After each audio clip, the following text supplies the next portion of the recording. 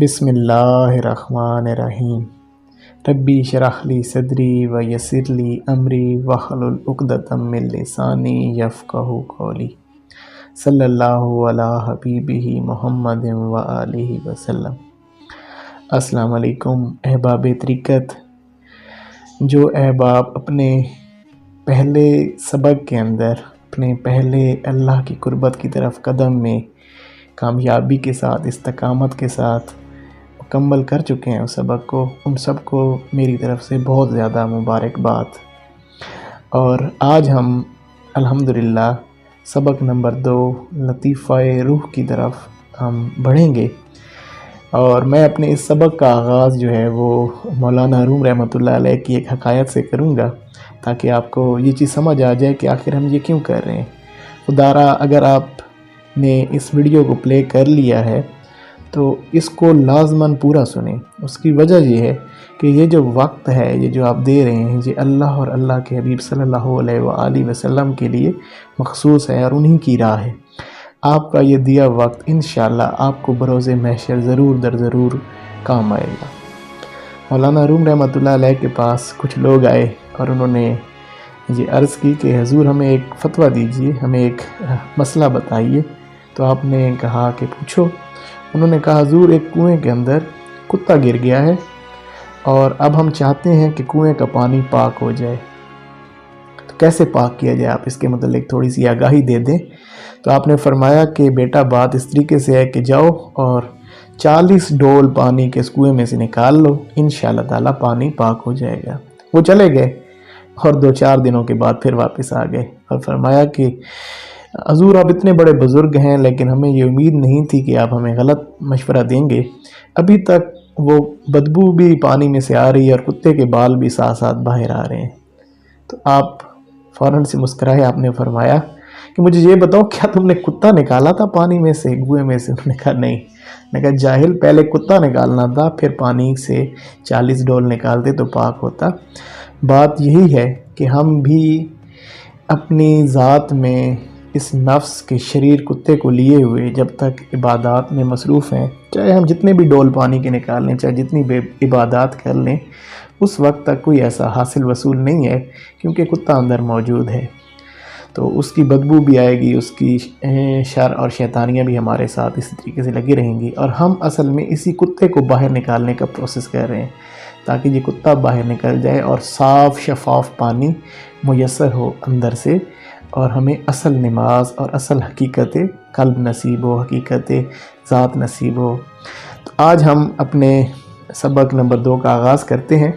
تو الحمدللہ آپ کو میں تھوڑا سا اس میں آپ کو سبق نمبر 1 کی بھی دوبارہ آگاہی دے دوں گا، کیونکہ ہماری جو پچھلی ویڈیوز تھیں ان میں غالباً تھوڑا سا ساؤنڈ کا ایشو تھا، تو میں آج تھوڑا سا اس کی بھی آگاہی دوں گا، اور ساتھ میں آپ کو لطیفہ روح کے ذکر، جو آج ہمارا نیا ذکر ہم جس کی طرف سوئچ کر رہے ہیں، اس کے متعلق بھی بتا دوں گا۔ سبق نمبر 1 کی ہم تھوڑی سی دوبارہ سے آگاہی لے لیتے ہیں، تاکہ کیونکہ جو ہم نے پچھلی ویڈیو بنائی اس میں تھوڑا سا وائس کا ایشو تھا، تھوڑا سا آواز کے معاملات ایسے تھے، تو اس وجہ سے ہمیں شاید تھوڑے سے ہمارے جو ویورز ہیں ان کو سننے میں سمجھنے میں پریشانی ہوئی۔ بلکہ ہم تھوڑا سا اپنا سبق نمبر 1 دوہرا کر تھوڑے سا اس کا جنرلائز انٹروڈکشن لے کر پھر ہم اپنے اصل سبق کی طرف آئیں گے۔ تو یہ آپ کے سامنے جو لائن ڈرا ہے، جس کو ہم نفس کہتے ہیں، یہ نفس کے یہ جو آپ کی ناف کے تھوڑا سا نیچے کا حصہ ہے، یہاں پر نفس کے پاؤں ہوتے ہیں، اور یہ اس کا جو ماتھے کا درمیانی حصہ ہے، یہاں پر نفس کا سر ہوتا ہے، اور یہ جو لائن ہم نے ڈرا کی ہے بالکل یہ اصل میں نفس کے رہنے کی جگہ ہے۔ یہ جو آپ کو سامنے لائن نظر آ رہی ہے، یہ امید ہے آپ سب ہی اس کو دیکھ رہے ہوں گے بڑے واضح انداز کے اندر، یہ آپ کے نفس کے جسم کے اندر موجودگی کا مقام ہے، اور اس نے اپنے ہر سائیڈ پہ اپنے معاملات کو پھیلایا ہوا ہے۔ یہ آپ کے پستان سے 2 انگلیاں نیچے یہاں پر، اور یہ 2 انگلیاں اس سائیڈ پر، یہ جو مقام ہے یہ آپ کا مقام قلب ہے۔ اس کے اوپر ہم اپنے ذکر کے پروسیس کو کمپلیٹ کر چکے ہیں۔ جو احباب اس ذکر کو 40 دن تک کمپلیٹ کر چکے ہیں، اب نفس کا جو یہاں پر اس سمت کے اندر، یہ جو ہماری پوری ایک سمت تھی، इस पर उसका एक पूरा जो मामलात हैं वो ख़त्म हो चुके हैं। चलें, ख़त्म नहीं तो काफ़ी हद तक कम हो चुके हैं, क्योंकि जो सबसे बड़ा वार जो है वो जो नफ्स करता है वो है, इस साइड लिख देता हूँ यहाँ पर, शहवत। इस मकाम से जो शहवत का मामला है, जिनका ये लतीफ़ा कल्ब अल्हम्दुलिल्लाह कंप्लीट हो चुका है। नफ्स का ये जो मैंने आपको साइड बताई है, यहाँ पर जो नफ्स ने एक अपना पूरा एक हिजाब डाला हुआ होता है जो कि शहवत के मामलात हैं, उसमें शहवत के मामलात अब काफ़ी हद तक इंसान के दुरुस्त हो जाते हैं और इंसान को शहवत के मामलात से काफ़ी हद तक छुटकारा मिल जाता है। और जैसे कि अब ये तो आपके ज़िक्र करने के ऊपर है कि आपने किस तरीके से ज़िक्र किया था, कि आपने ज़िक्र के अंदर पूरी तवज्जो इस्तकामत के साथ उन मामलात को किया, या सिर्फ जस्ट बस क्योंकि पहले तो शौक़ होता है, बाद में फिर मामलात ज़रा डिफरेंट हो जाते हैं, फिर इंसान को ख़ुद को खींच के भी लाना पड़ता है। आपने कितनी एफ़र्ट की है उसके लिहाज से आपकी शहवत के मामलात काफ़ी हद तक अब दुरुस्त हो चुके होंगे। अगर आपने अपना लतीफ़ा कल्ब पूरा कंप्लीट कर लिया तो इसको लतीफ़ा कल्ब को कंप्लीट करने के बाद कि अब जो मामलात हैं, अब जो भी अब हम बाकायदा तौर पे लतीफ़ा रूह का आगाज़ करते हैं कि लतीफ़ा रूह का मकाम कौन सा है, लतीफ़ा रूह से जुड़ी या मुंसलिक जो बीमारियां हैं वो कौन सी हैं, जब वो बीमारियां रफ़ा हो जाती हैं तो कौन सी सिफ़ात इलाहिया आपकी रूह में उभर आती हैं। सबसे पहले हम लतीफ़ा रूह के मकाम को समझते हैं। जैसा कि आप लतीफ़ा कल्ब के मकाम को तो बड़े एहसन अंदाज में जान चुके हैं, जो कि हमारे माशाल्लाह से ज़ाकिरीन हैं। अब हम लतीफ़ा रूह के मकाम को जानते हैं। बिल्कुल उसकी अपोज़िट साइड के ऊपर, आपकी राइट साइड के ऊपर, आपके पस्तान से 2 उंगलियां नीचे और 2 उंगलियां आपकी राइट साइड के ऊपर, ये जो मकाम है इसको हम मकाम रूह कहते हैं। ये आपने मकाम समझ लिया। अब इस मकाम को हम बिल्कुल हाईलाइट कर लिया हमने। अब ये देखें कि इसका हम ये समझ लेते हैं कि इस पे कैसे ज़िक्र करना है। ज़िक्र को तो आप काफ़ी हद तक बेहतर तरीके से जान चुके हैं। अब हम इसको दोबारा से ज़िक्र के मामलात को भी ऐसा अंदाज में समझने की कोशिश करते हैं कि किस तरीके से दोबारा से थोड़ा सा ज़िक्र के मामलात को हम अच्छे तरीके से जानने की कोशिश करते हैं। तो हमारा ज़िक्र जो है वो ज़िक्र करने का तरीका आपको ऑलरेडी मालूम है कि आपका ये जो नफ्स है, इसके जहाँ पर पाँव है आपकी नाफ से थोड़ा सा नीचे, यहाँ से आपने अल्लाह को उठाना है और इसको अपने फोरहेड के दरमियान तक लेकर आना है। ये इस तरह से अपने सांस को आपने ऊपर खींच के लेके जाना है। अल्लाह, आपने अंदर तसव्वुर में अल्लाह को लाना है और फिर आपने हू की ज़रब को इस अपने माथे से अपनी उस राइट साइड के ऊपर लतीफ़ा रूह पे लगा देना है इस मकाम पर। ये आपका रूह का मकाम है और ये आपका कल्ब का मकाम था। अब हमारा सबक चेंज हो गया है, अब हम दूसरे सबक में पहुंच चुके हैं। अब हमारी जो ज़रब लगेगी वो लतीफ़ा रूह पे लगेगी। तो अब हम ज़रा थोड़ा सा इसमें जान लेते हैं कि इसके साथ कौन कौन सी बीमारियां मुंसलिक हैं। इसके साथ जो बीमारी है वो है गुस्सा और गज़ब। ये बीमारी इसके साथ मुंसलिक है और अगर सालिक इसके ऊपर काबू पा लेता है, इसको सही प्रॉपर तरीके से कर लेता है, तो इसकी ये बीमारी भी रफ़ा हो जाती है। जैसे कि आपको मैं पहले समझा चुका हूँ कि जैसे ही मकाम कल्ब के ऊपर मामलात आपके खुल जाते हैं, मकाम कल्ब को आप तय कर लेते हैं, नफ्स को पता चल जाता है कि अब इस साइड पे मेरे जो है ना वो मामलात कमज़ोर हो गए हैं, यहाँ पे मेरी फ़ौजें जो मैंने छोड़ी थी, जो हिजाबात डाले थे वो कमज़ोर पड़ गए, उसके ऊपर ये रूह फातिहा हो चुकी है। तो अब वो अपने दूसरे हथियार को इस्तेमाल करता है, वो है गुस्सा। और भी हथियार उसके हैं, लेकिन ज़्यादा जो नुकसान दे करने वाली चीज़ है, जो नुकसान देती है चीज़, वो है गुस्सा। तो गुस्से के मामलात को हम लतीफ़ा रूह के साथ मुंसलिक करते हैं और जब हम इसको प्रॉपर अपने ज़िक्र के मामलात में लेके आते हैं तो गुस्सा जो है वो इंसान का बहुत ज़्यादा कंट्रोल्ड हो जाता है और उसकी जगह फिर इंसान को जो चीज़ें आपकी कैफियत के अंदर एतदाल आ जाता है, आपकी कैफियत, और उसके बाद तबीयत में ठहराव और सुकून आ जाता है और उसके बाद आपके जो मामलात हैं वो बिल्कुल बड़े एक प्रॉपर वे के अंदर चलना शुरू हो जाते हैं। आप कोई ज़्यादा जो है ना बेसुकूनी के मामलात में नहीं होते, बल्कि बड़े सुकून के मामलात में होते हैं। इस लतीफ़ा रूह का जो रंग है वो सुर्ख है, और ये जो अल्लाह वाले होते हैं वो कोई भी अगर सालिक इन मकामात से गुज़र रहा होता है तो वो उसके चेहरे के रंग से देख के उनको अंदाज़ा हो जाता है कि ये मकाम रूह को तय कर रहा है या मकाम कल्ब को तय कर रहा है। ये मामलात होते हैं, उसमें आपको कोई रोशनी रंग दिखने ज़रूरी नहीं है, ये फ़कत एक उसकी निशानी होती है जो कि, और इसका ताल्लुक़ जो है, इसका जो फैज़ है वो सैयदना इब्राहीम अलैहिस्सलाम और सैयदना नूह अलैहिस्सलाम तक हजूर पाक के सीने मुबारक से गुज़रता हुआ पहुँचा। तो अब इसके जो फ़यूज़ व बरक़ात हैं वो उस सालिक को भी मिलना शुरू हो जाते हैं जो कि उन अम्बिया अलैहिस्सलाम को मिले, उसका कुछ एक हिस्सा उस सालिक को भी मिलना शुरू हो जाता है। इससे जो मिलने वाली मेन चीज़ है वो है कुदरत, यानी कि नेचर का इल्म। नेचर में आपकी महवियत बढ़ेगी, आप हर सू अल्लाह की कुदरतों के नज़ारे करेंगे और उसी में खो जाएंगे, उनको देखेंगे, उसमें अल्लाह की ज़ात की सिफ़तें पाएंगे और मामलात आपके बेहतर होंगे। इसके अलावा आप अच्छे सामे बन जाएंगे, अच्छा सुनने वाला बन जाएंगे, आपकी समात जो है वो बड़ी अच्छी हो जाएगी।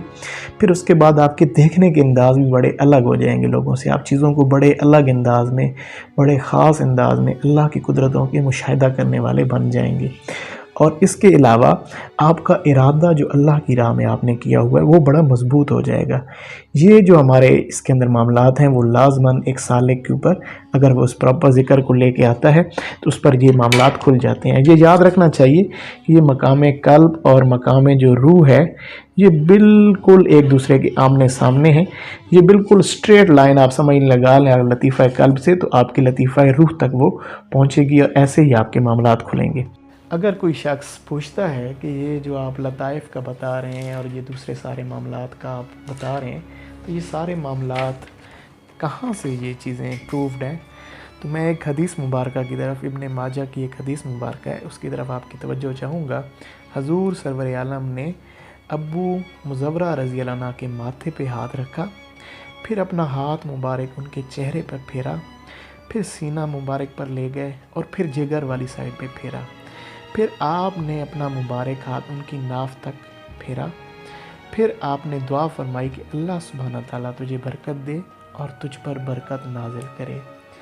अहबाब तरीक़त, अगर आप थोड़ा सा भी इन मामलात से आगाह हो चुके हैं तो अब आप ये समझ चुके होंगे कि हजूर सरवर आलम सल्लल्लाहु अलैहि वसल्लम ने माथे से शुरू किया और नाफ तक अपने हाथ को फेरा। तो यही मकाम नफ्स है जहाँ पर नफ्स जो है वो एग्जिस्ट करता है, नफ्स अमारा।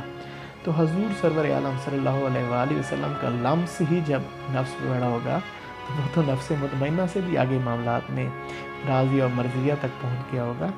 तो जो है, लेकिन आज के दौर के अंदर मामलात जो हैं उसके लिए इन मामलात को पाने के लिए मेहनत करनी पड़ती है, और वो बुज़ुर्गों के इस तरीक़ाकार के ज़रिए से, ज़िक्र अल्लाह के ज़रिए से ये जो मामलात आपको समझाए जा रहे हैं, इन मामलात के ऊपर प्रॉपर चलते हुए उन मामलात को प्रॉपर किया जाता है।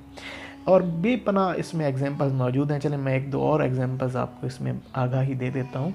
एक सहाबी हजूर सरवर आलम सल्लल्लाहु अलैहि वसल्लम की खिदमत मुबारका में हाज़िर हुए और फरमाया, हजूर एक औरत है और उसका ख्याल मेरे दिल से नहीं जाता, ये मेरे और अल्लाह के दरमियान हिजाब बन रहा है, हजूर करम फरमाए। तो हजूर ने उसको अपने करीब बुलाया और अपना हाथ मुबारक उसके सीना पे रखा, उसके कल्ब पे रखा और फिर उससे पूछा कि बताओ कि अब क्या मामला है। उस सहाबी ने अपना सर नीचे झुकाया। कुछ देर के बाद उसने अर्ज़ की कि हजूर अब तो मुझे उस औरत का नाम तक याद नहीं रहा। तो ये मेरे हजूर का एक तरीका है, जिस तरीके से आप तज़किया करते थे, आपके तज़किया का तरीक़ाकार तो ये था कि आप फ़कत लम्ह से ही जो मामलात। इसके अलावा सैयदना उमर फ़ारूक रज़ी अल्लाह अन्हु से जब हजूर ने पूछा कि ए उमर फ़ारूक तुम्हें मुझसे कितनी मोहब्बत है, तो उमर फ़ारूक रज़ी अल्लाह अन्हु ने फरमाया कि हजूर मुझे आपसे हर चीज़ से ज़्यादा मोहब्बत है, लेकिन अपनी जान से मोहब्बत कम है। तो हजूर ने आपके कल्ब की तरफ तवज्जो की और साथ में ये फरमाया कि अगर किसी को मुझसे मेरी जान, अपनी जान, माल, औलाद हर चीज़ से मोहब्बत बढ़कर ना हो तो वो मोमिन नहीं हो सकता। साथ में निगाह भी फरमाई। तो फ़ौरन से हज़रत उमर फ़ारूक बोल उठे کہ حضور مجھے آپ سے اپنی جان سے بھی زیادہ محبت ہے، کیونکہ حضور نے اپنی نگاہ سے تزکیہ فرما دیا۔ تو وہ دور تو حضور کا آفتاب معرفت جو ہے وہ جلفہ افروز تھا، آپ خود موجود تھے، اپنی رحمتیں برکتیں لوٹا رہے تھے، رحمت للعالمین اپنی رحمتوں کے سمندر کو کھولے ہوئے تھے۔ لیکن آج ہم جس دور میں موجود ہیں، اس دور میں ہمیں اگر ان معاملات کا کچھ حصہ ہی چاہیے تو اس کے لیے ہمیں کچھ محنت کی ضرورت ہے۔ یہ جو معاملات آپ کے ساتھ بیان کیے جا رہے ہیں، یہ معاملات اصل میں وہی ہیں کہ ہم اصل میں اپنے ذات کے اندر تزکیہ کے معاملات تک جانا چاہتے ہیں، اپنے اندر موجود جو روح کی بیماریاں ہیں ان کو ختم کر کے اللہ کی طرف سفر کرنے کی کوشش کر رہے ہیں۔ اور جو شخص بھی اللہ کی طرف سفر کی کوشش کرتا ہے، اللہ سبحانہ تعالیٰ ضرور در ضرور اس کی اس کوشش کو پورا فرماتے ہیں۔ قرآن میں، احادیث مبارکہ میں جا بجا یہ چیزیں ہیں کہ انسان جس چیز کے لیے کوشش کرتا ہے اس کو پا لیتا ہے۔ تو جب کوئی شخص اللہ کو پانے کی کوشش کرے، یہ کیسے ممکن ہے کہ وہ اللہ کو نہ پا سکے؟ تو یہ جو سفر ہے انشاءاللہ تعالیٰ العزیز، آپ اس کو استقامت کے ساتھ ایسے اس کے ساتھ جڑے رہیں، اور انشاءاللہ تعالیٰ العزیز جب انسان اللہ کی طرف ایک قدم بھی بڑھاتا ہے تو اللہ اس کی طرف دوڑ کے آتے ہیں اور اپنی رحمتوں اور برکتوں کے سمندر میں اس کو سمیٹ لیتے ہیں۔ امید کرتا ہوں کہ آپ آج کے اس سبق نمبر 2 یعنی کہ لطیفہ روح کو کافی حد تک سمجھ چکے ہوں گے۔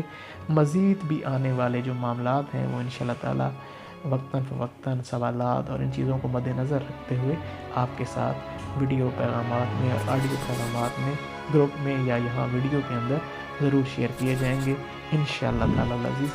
اللہ سبحانہ تعالیٰ ہمارا یہ سفر مبارک بنائے اور آپ سب کو بہتر طریقے سے اس پر عمل کرنے کی توفیق عنایت فرمائے۔ آمین برحمتک یا ارحم الراحمین۔